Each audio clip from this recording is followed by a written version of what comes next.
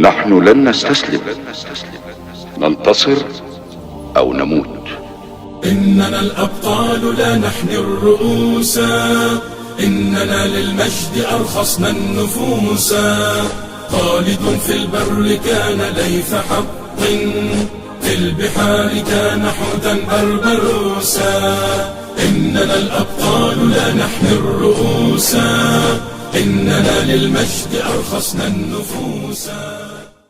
ولا تحسبن الذين قتلوا في سبيل الله أمواتا بل أحياء عند ربهم يرزقون فرحين بما آتاهم الله من فضله ويستبشرون بالذين لم يلحقوا بهم من خلفهم ألا خوف عليهم ولا هم يحزنون.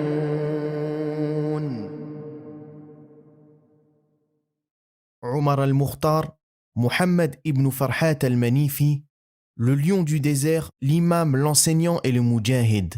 Et sans conteste de cela, lui, le cheikh martyr au destin chevaleresque, qui incarna pendant 2 décennies l'héroïque résistance islamique à la colonisation italienne de la Libye, jusqu'à entrer dans la légende de la Oumma.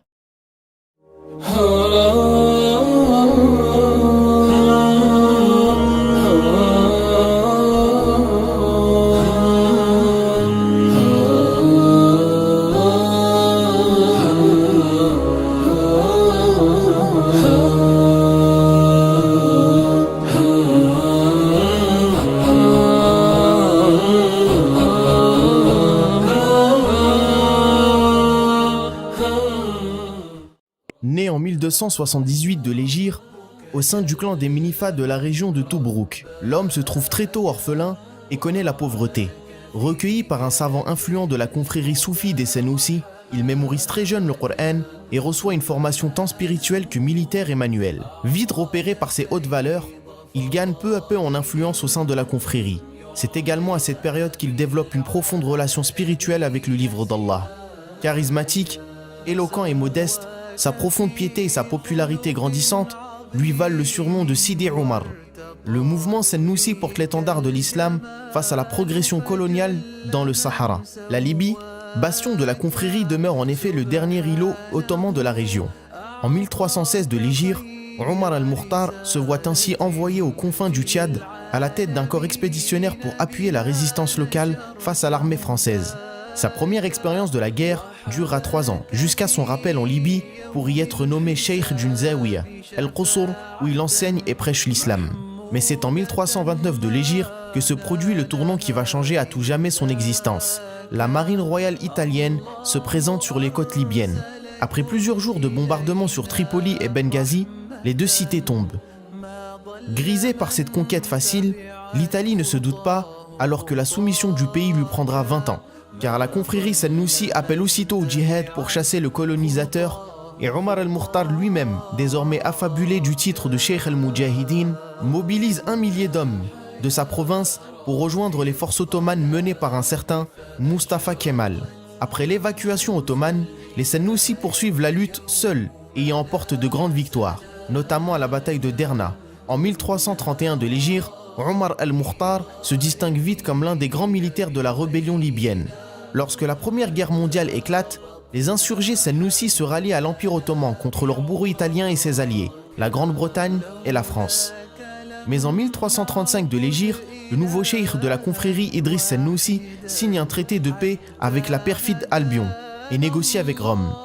Les Italiens reviennent avec une nouvelle offre alléchante quelques années plus tard. Un salaire, des maisons et des terres en échange de la reconnaissance officielle du protectorat italien sur le pays. Mais pour Omar al-Mukhtar, il n'est pas question d'abandonner, ni de vendre la moindre parcelle de terre à l'envahisseur. Pendant ce temps, un certain Benito Mussolini a pris le pouvoir à Rome et promet une politique bien plus dure à l'égard des Libyens insoumis. La rumeur d'une nouvelle campagne militaire se propage. Idriss Sennoussi choisit l'option qui lui semble la plus adéquate, la fuite vers l'Égypte. Alors que l'an 1341 de l'Hégire vient s'entamer, les musulmans de Libye se trouvent donc désormais sans chef. Les Sennoussi s'en remettent naturellement à Omar el-Mukhtar. Sans attendre, Le nouveau porte-étendard de la résistance forme un commandement militaire unifié en établissant des liaisons entre les tribus et apaise les tensions claniques. Toujours le Coran à la main, il prêche la résistance de tribu en tribu, rallie les opposants les plus farouches à sa cause. Les Italiens parviennent ainsi à reprendre la Tripolitaine et à mettre un pied en Cyrénaïque. Ils restent toutefois incapables de pénétrer dans le Djebel Akhdar, fief de Omar el-Mukhtar. Cette guérilla se révèle vite des plus efficaces et épuise un envahisseur embarrassé et étonné. Le lion du désert et ses hommes mènent alors une vie parsemée de défaites comme de victoires, mais dans l'honneur et la dignité. Après Idriss qui a fui vers l'Égypte, un autre cadre du mouvement Sennoussi, Rida Hillel, a tenté à nouveau de convaincre ses pairs de se soumettre à l'Italie, contre des avantages, de même que son fils El-Hassan après lui. Mais tous deux échouent lamentablement à rallier le pilier de la résistance à leur cause. Cette nature incorruptible, Omar el-Mukhtar la doit sans aucun doute à sa profonde spiritualité. Lassé de cet insaisissable ennemi, le gouverneur italien Ernesto Bombelli décide alors de mettre sur pied une force de contre-guérilla qui parvient à infliger un sévère revers aux moudjahidines libyens de Djebel Akhdar. Omar el-Mukhtar fait intelligemment évoluer sa stratégie, parvient à reconstituer ses forces et réussit à surprendre les troupes fascistes à Raheba en 1346 de l'Hégire, leur infligeant des pertes colossales. L'année suivante, capitale de la Sennoussia, Djerboub est toutefois perdue et le pouvoir colonial se durcit progressivement dès 1347 de l'Hégire. La grande campagne de pacification voulue par Mussolini en personne démarre ainsi. De plus en plus isolé, Omar el-Mukhtar rejette une nouvelle tentative de corruption des Italiens. Malgré ces mesures qui s'apparentent à une gigantesque chasse à l'homme, les insurgés libyens parviennent à infliger de lourdes pertes à l'occupant et même contraindre le maréchal Badoglio à signer une trêve à l'hiver 1347 de l'Hégire. Dès l'automne suivant, les hostilités reprennent, plus violentes que jamais, mais cette dernière est contre toute attente facilement repoussée par les héroïques guerriers du désert à l'été 1349 de l'Hégire. Excédé par cet énième lamentable échec militaire, Mussolini reprend personnellement la direction des opérations en Libye et élabore la mise en œuvre d'un plan radical visant à briser une fois pour toutes les résistances des moudjahidines. La déportation intégrale de la population du Djebel Akhdar vers des camps de concentration sur la côte méditerranéenne. Assassinats, viols et exécutions de masse. 80 000 civils seront massacrés. Le mouvement religieux Sennoussi est également interdit. Les hommes de Omar el-Mukhtar finissent par lâcher prise à l'hiver 1349 de l'Hégire. Koufra, cité symbolique de la rébellion, tombe aux mains de Mussolini. Quelques mois plus tard, le vénérable lion du désert tombe dans une embuscade italienne. Ainsi s'achevait la légendaire et épique résistance de Omar el-Mukhtar. Blessé au combat, puis capturé par l'ennemi alors qu'il était en première ligne, à près de 60 ans. Amené à Benghazi et interrogé par le général Rodolfo Graziani qui lui propose l'amnistie en échange de cesser le combat. Pour Omar ibn al-Mukhtar, il n'est pas question.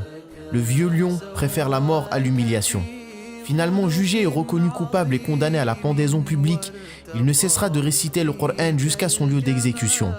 En 1350 de l'Hégire, il est amené à la potence, main enchaînée et sourire aux lèvres, alors qu'il répète la shahada, le visage rayonnant de bonheur.